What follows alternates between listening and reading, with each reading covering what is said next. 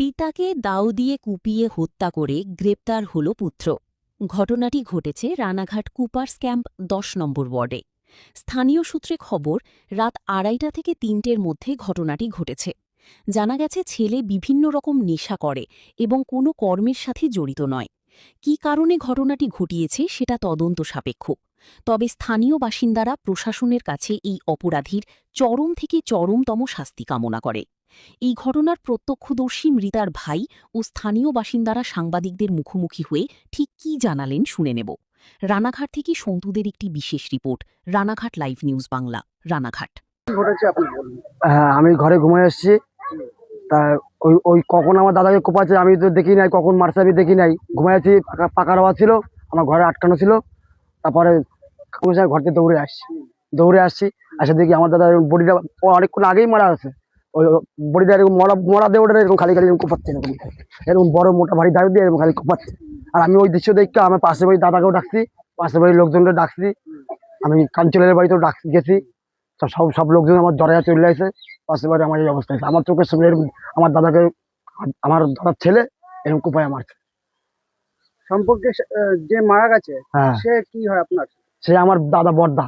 আর যে মেরেছে সে আমার বড়দার ছেলে, আমার ভাইপো হয়। পুলিশকে ইনফর্ম কখন করেছেন? তখন রাত্রে 3টের সময়। আর কেউ দেখেছে আপনার সাথে? আমাদের আমাদের আমাদের আমার বৌদি দাদারা সবাই, আমি পাশে আমার দাদা সবাই, আমার 3টা ভাই এক বাড়ি থাকি, সবার ঘর আলাদা আলাদা। আপনার দাদার নাম কি? কোন দাদা যে মারা গেছে? সে মারা গেছে যে গৌতম সমুদ্র। আর যে মেরেছে তার নাম কি? তার নাম গোবিন্দ সমুদ্র। আপনার নাম কি? গোবিন্দ সমুদ্র। হ্যাঁ, আপনার নাম কি? আমার নাম কালু সমুদ্র।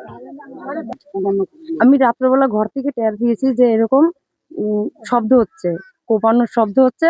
তারপরে আমি বেরোইছি, বেরোয় গিয়ে দেখি যে কোপানো অলরেডি হয়ে গেছে।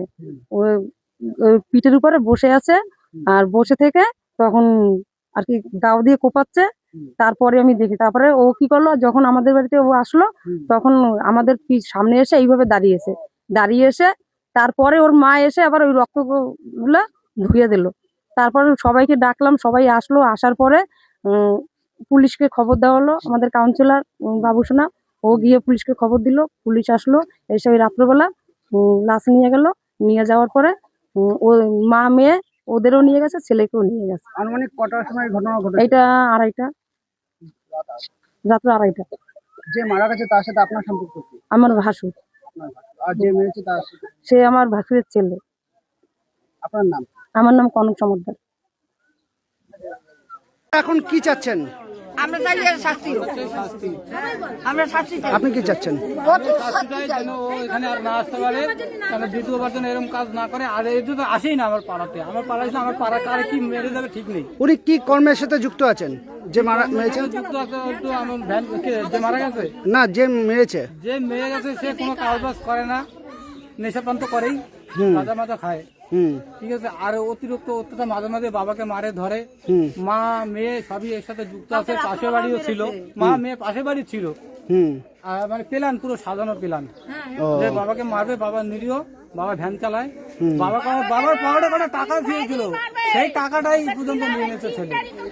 আর 3জনই যেন সাজা হয়, মা মেয়ে ছেলে 3জনেই সাজা হয়। মা মেয়ে ছেলে। আর আমাদের মানে একটু নিরাপত্তা যাতে আমরা থাকতে পারি, সেরকমই আমরা চাই। কারণ আজকে ওর বাবাকে মেরেছে, কাকে তো আমাদেরও মারতে পারে না। আমাদের তো শরীর কাঁপছে এই ঘটনা শোনার পরে, শরীরে এখনো কাঁপছে। তো হসপিটাল থেকে আসলাম, শরীরে এখনো কাঁপছে আমাদের।